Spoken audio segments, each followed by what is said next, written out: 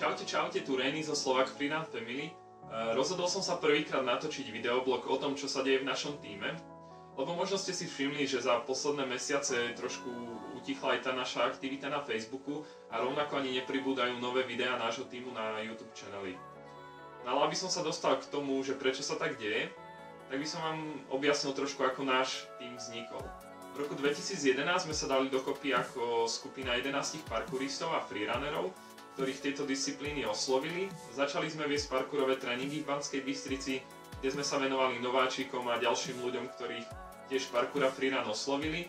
A snažili sme sa aj šíriť také povedomie o týchto disciplínach medzi ľuďmi rôznymi prezentáciami, workshopmi, exhibíciami, ktorých sme za tie roky mali dokopy takmer 60. Podielali sme sa aj na príprave všetkých 4 ročníkov medzinárodného podujatia Parkour Meeting Banská Bystrica. Ako však ubiehali roky, tak mnohí členovia tímu si uvedomili, že toto nie je to, čo ich bude naplňať, a začali sa venovať cvičeniu, workoutu, rôznym bojovým umeniam. A takto z pôvodnej 11-člennej zostavy ostali 4 ľudia, a to Pavúk, Starý, Dimo a ja. No a k nám sa ešte pridali Ďuri a Samo. Takže aktuálne v roku 2014 sme 6. Napriek tomu, že sme 6, čo je relatívne slušné číslo, tak máme dosť problém stretnúť sa a pustiť sa do nejakého väčšieho projektu spoločne alebo aj do obyčajného vystúpenia. Dôvod je asi taký, že Pauk je v Anglicku, kde pracuje, Dimo pracuje tu doma a má dosť málo teda toho voľného času, Starý má trochu problémy s chrbtom aktuálne, Ďuri sa práve dostáva zo zranenia, ale už sa pomaly vracia do toho tréningového tempa. No a Samo nie je priamo z Banskej Bystrice a nevždy sa dokáže dostať na tréning, takže je to trošku také komplikované. Napriek tomu každý z nás trénuje aj vo voľnom čase, aj individuálne a sám.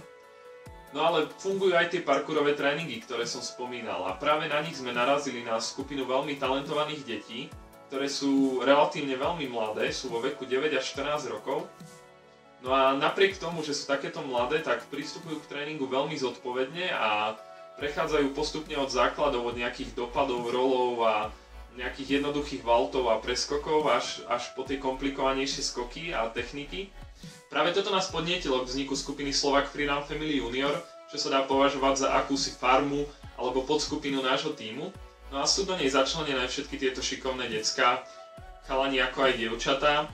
No a bude zaujímavé sledovať, ako sa budú postupne vyvíjať pod našim vedením. Už o pár týždňov nás čakajú prvé spoločné exhibície a vystúpenia, do ktorých chceme teda naplno zapojiť a ja som veľmi zvedavý, ako to dopadne.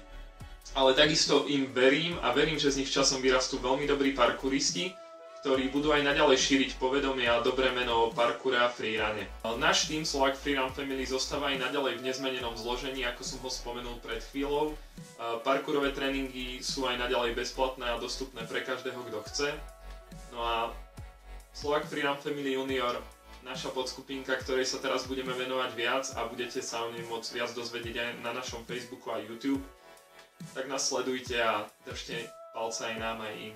Ďakujem.